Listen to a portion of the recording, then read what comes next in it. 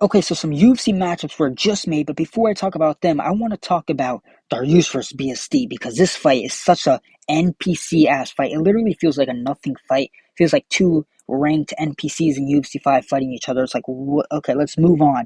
But I do want to cover this because it is pretty decently big for the lightweight division. If BSD can win, he did lose to Dustin Poirier, but maybe he learned. I mean, besides that, he hasn't lost to anyone in the. No, he lost. Never mind. He got his ass beat by Moicano brutally. So, yeah, actually, this fight feels even less hype now. But that's alright. But I want to talk about this too because I suggested this fight should be made. Not saying it, but it could have been a chance. Dana White, while he was on his Nintendo DS playing Pokemon, I don't fucking know. He could have saw my video. So, hey, who knows? I did say this fight should be made, but I only really said this fight should be made, even though it's such a nothing fight, is because there really is nothing for any of these guys. Like BSD lost to Moicano badly, lost to Dustin Poirier badly, so he kind of has to get some wins for him to deserve someone like in the top five slash almost top five level. Like he has to beat some guys because he did get his ass beat by Moicano badly, like brutally got destroyed in that fight. And same with Dariush, got KO'd by Tsarukyan, got KO'd by Charles Oliveira, so it's like they're not letting him back in that top five. Like Dariush, the plan for the UFC for Dariush is to get him unranked as soon as possible. And they match him against Moicano for that reason, but Moicano shit the bed. I don't know. He looked so ass. Like Moicano looked embarrassingly bad. He's looked the worst he's ever looked, to be honest. Like I know he had some loss early in his career, but then it looked like he was going through a resurgence. No, he's back to wherever he used to be because he got destroyed. He didn't even get destroyed. He dropped Dariush in the first round and then lost the 2 rounds because he just decided he can't grapple anymore. I guess I thought Moicano was a good grappler. I guess not. I don't know. Maybe the Islam money got to his head. But anyways, actually talking about this fight, I think this is a pretty good fight for BSE. To be honest, I didn't even pick a fight, so I didn't pick a winner. I mean, so I really just don't know who wins. I mean, this is a pretty close fight. I don't really rate BSD's grappling. I've always said this. He's like a tough man's grappler. Like he has decent grappling. He is strong. He can muscle some guys down, but it's not super technical. He can really only like tough man grapple you. Like he will just like try and out strength you. If he can't, there's no way he's gonna out technical you. So Darius is just gonna. I don't really rate Darius striking. I think BSD will just beat Darius. I think he'll have enough takedown defense to stuff Darius's takedowns.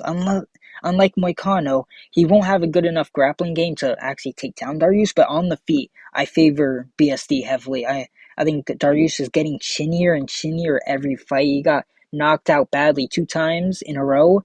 Fought Moicano, got dropped, was able to win the 2 rounds. But I don't think he's going to be able to do that against BSD. I think BSD probably finishes him in the second round, to be honest, by KO, maybe by head kick, Next, we're talking about the fights that people actually care about. Screw BSD versus Dariush. Who's caring about that fight, bro? Literally no one cares about that. But Muhammad first. This is for a UFC Fight Night, all on one card on a UFC Fight Night. Machado Garry versus Muhammad versus Belal is a better co-main event than some co-main events we have now. Like that's a good co-main event. Like we got some WMMA co-main events that are like put it on a fight night. Put a WMMA title fight on a fight night instead of getting it as a co-main event. Like what is that shit? Like what that fight of Jean DeRoba versus Dern, that should be a fight night co-main event, dude. Like that should not be a co-main event to a pay-per-view. Like I don't know, they should have switched this co-main event and that co-main event because no one is watching that. Like seriously. But anyways, Belal versus dude, I hate how his name is Machado. It's embarrassing. It is embarrassing. But Belal versus Garry.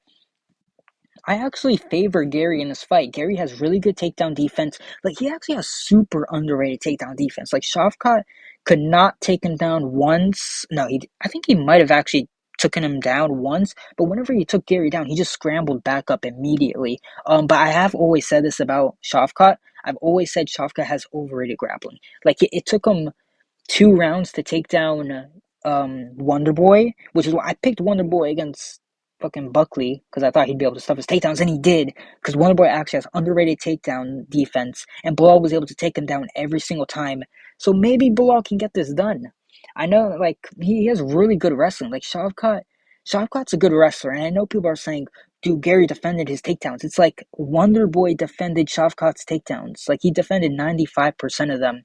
The only thing with Wonder Boy is when he got taken down, Shavkat is super dangerous, so he's able to just immediately submit him, basically. But so people forget the fact that Shavkat actually had a hard time taking down Wonder Boy. It's just when he took him down, he was able to finish him pretty easily because he's just a way better grappler on the ground, unlike Belal, who was a good grappler, but he's not a finisher. So people like unironically think Shavkat's a better wrestler. I'd say maybe I wouldn't even say he's a better grappler, but you'd have a better argument saying Shavkat's a better overall grappler because of his finishing ability. But when it comes to pure wrestling, Belal is way better than Shavkat. Way better than Shavkat. So this fight is really good. I do probably still favor Garry. I mean, he's such a good striker. Like, I know people are like starting to properly rate Garry, but he was so underrated like a year or two ago because his fights are super boring most of the time. But he is a really good striker. Like, he was able to outstrike Jeff Neal, even though it's boring. That's impressive. He was able to outstrike Neil Magny.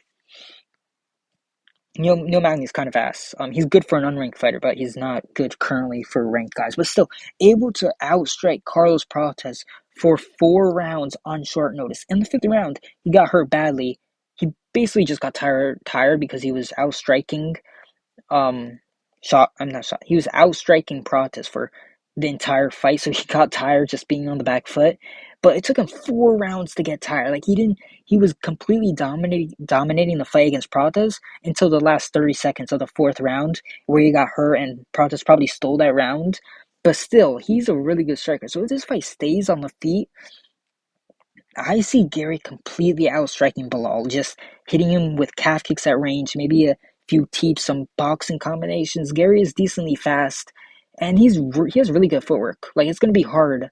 This is one thing I don't see people talk about as much as they should, is how good footwork is for takedown defense. Like, sometimes you would have mid takedown defense, but if you have really good footwork, it's hard for the guy who's trying to take you down to even track you down, to take you down in the first place. Like, it's going to be hard for Belal to even be able to try and get a shot on because Garry's footwork is so good. The only thing is, Garry isn't the most dangerous striker, so Belal isn't going to have to worry about running into some power shot that's going to KO him in one punch because Garry doesn't throw 100% on every punch. He patters you. So that's the only thing. I think Belal will be able to pressure without fear of getting KO'd, but it will be hard for him to pressure because Garry's footwork is so good. And I see him beating up his legs at range. So I actually got my early prediction is I got Garry by decision, of course, by decision. He's not KOing anyone unless you're, I don't know, who would he KO actually? I don't know. Probably no one. Probably literally probably no one besides some Dana White Contender Series rookie fighter. Like, Garry's not KOing you, bro. But yeah, he'll probably just win by decision, defending the takedowns. It's only 3 rounds too. That is something you also got to consider. 3 rounds. Garry didn't gas out until like the fifth round against Prates, and it was on short notice too. So 3 rounds, he can go 3 rounds easy. 3 rounds easy. He won't gas at all. Maybe he'll gas in the third round if Bilal's able to take him down and get him tired. But still, 3 rounds, I got Garry outstriking him for at least two. The first round is like, you have to think about this. The first round is going to be a give me round for Garry. It's going to start on the feet. Garry's footwork is really hard. It's going to take at least over a round for Belal to be able to get the takedowns on him. And I just got Garry by outstriking him. Yeah, I got Garry. Got Garry, dude. Garry the Snail. It's going to cream on him. Okay. And sorry. Anyways, Tsarukyan versus Hooker. This Fight Night main event. This is a great Fight Night main event. Finally, first, I want to say this. Finally, Tsarukyan decides to get out of his cave and actually fight someone. Like, I don't know. I thought we'd never see Tsarukyan again. Like, I actually thought he was going to retire because it's been a year and a half with no fights. And it seems like he only wants to fight for the title, and he's not gonna. Doesn't deserve to fight for the title. But he still finally got out. Like, I don't get why it took him a year and a half. Literally, all it had to take for Tsarukyan was just fight one guy, anyone. If Tsarukyan gets a win over anyone, even if they're unranked, he should fight for the title. Like, that's all he needed to do, but he decided to sit out for a year and a half. And I don't think that favors him at all. I don't think that favors him, that inactivity. And Tsarukyan is rich too, so I don't see Tsarukyan in the gym training like it's life and death. Like he's probably partying. We see him eating croissants and fucking lobster on a private jet. And Dan Hooker, he did have a hand injury, but still, I saw him practicing his kicks. Like he's been practicing his kicks since he got his hand injured. Like so, his kicks are going to be really deadly for this fight. I don't know how effective kick. I mean, they could be effective because Hooker does have good range on Tsarukyan, so kicks will be super effective, mostly teeps. So Hooker should come up with a teep game plan, teeps and knees, teeps to keep Tsarukyan at bay. If Tsarukyan comes up close, throw a knee, that'll be money. I think Hooker will have a really kick-heavy game plan because he's been basically kicking, like, since he broke his hand, he's just only been kicking, basically. So yeah, Hooker, and I got Hooker winning. And I do think this favors. I don't really know. I mean, this probably favors Tsarukyan, but I'm giving Hooker a bigger chance than people are giving him because people are saying he got out wrestled by Gamrot, but Tsarukyan's a better wrestler and a better striker, so it's pretty easy. Like, oh, Tsarukyan wins. First of all, I do not think I'm gonna say this hot take. I don't think Tsarukyan is a better wrestler than Gamrot. I don't think he is. I think he's a better grappler, sure, but when it comes to pure like double leg shots and single leg shots, I think Gamrot has a nastier shot than him. Like I just think he's a better wrestler than him. He has better takedowns, I think. When it comes to overall grappling, like jiu-jitsu, I would favor Tsarukyan, I guess, but when it comes to pure wrestling, like your ability to take someone down, I don't really favor Tsarukyan over Gamrot. And a lot of the wrestling exchanges, I mean, a lot of the grappling exchanges with Tsarukyan and Oliveira, like people are using the fact that Tsarukyan out grappled Oliveira. A lot of the sequences were because Oliveira was like in a clinch and he was going for a guillotine. Like he was going for a submission attempt. Hooker is not going for a submission attempt. He's kneeing you in the face, boy. He's kneeing you in your face. You're used to eating croissants. How about you eat a knee from the Hank, man? No, but seriously, like Hooker has good takedown defense. I will say this in the Gamrot fight while watching that, I was like, I mean, Hooker looks so open for someone with decent jiu-jitsu to just pass his guard and submit him. I don't know why, but I get the feeling when he's on the ground on his back, he doesn't have good hips. He doesn't really try to claim back guard. Like, he just kind of, I don't know. I see Hooker, like, when he was fighting Gamrot, he kind of looked like a fucking starfish on the ground, to be honest. Besides when they were, like, next to the cage. But if you can take down Hooker out in the open, he gives starfish vibes. Like he just lays there like a starfish. So if Tsarukyan can take down Hooker in the middle of the cage, I see him actually submitting Hooker fairly easily, to be honest. But I don't think that happens. I don't think that happens. Hooker went through a wrestling game plan, a wrestling camp for Gamrot, and he's going to be a better wrestler since then. He's going to have even better takedown defense, and he showed decent takedown defense. The only thing is he did get hurt a few times, and I did actually think Gamrot won that fight. Watching live, I thought he won. Rewatching it, I thought he won. I was just happy they kind of, I don't want to say robbed, but I was happy they gave it to Hooker. But to be honest, I did think Gamrot won that, and that does worry me going into this fight because yes, I do think Gamrot's a better wrestler, traditional wrestler, but Tsarukyan is a better striker, and not only is he better, he's more dangerous. He has more power, and when he can take you down, he does have better ground and pound. So even if Tsarukyan has a hard time taking Hooker down, when he does get him down, I think it's going to be money for Tsarukyan. And his striking is competent enough to compete with Hooker, and then the grappling will edge it. I do think Tsarukyan wins. I honestly, this is 5 rounds. I think Tsarukyan finishes Hooker. To be honest, I think he finishes Hooker. I do think this fight's close. I think it's going to be one of those fights where before the finish, it's like 50-50. It's like 1 round apiece or 2-2. But when Tsarukyan takes down Hooker out in the open, when there's no cage near Hooker, I think Tsarukyan finishes him easily. So I got Tsarukyan by 3rd round finish by submission.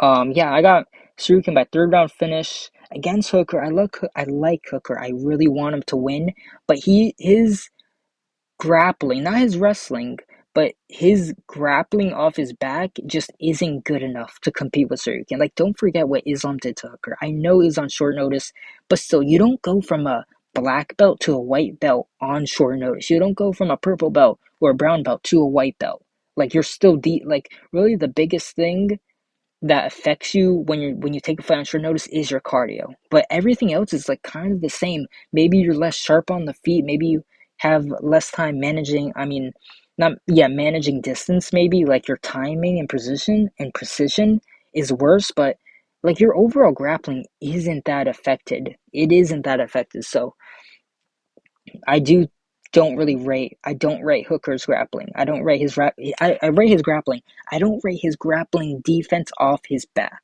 So I think Siri can finish this in the third round, and that's it for me covering these fight announcements and my predictions. Let me know what you think.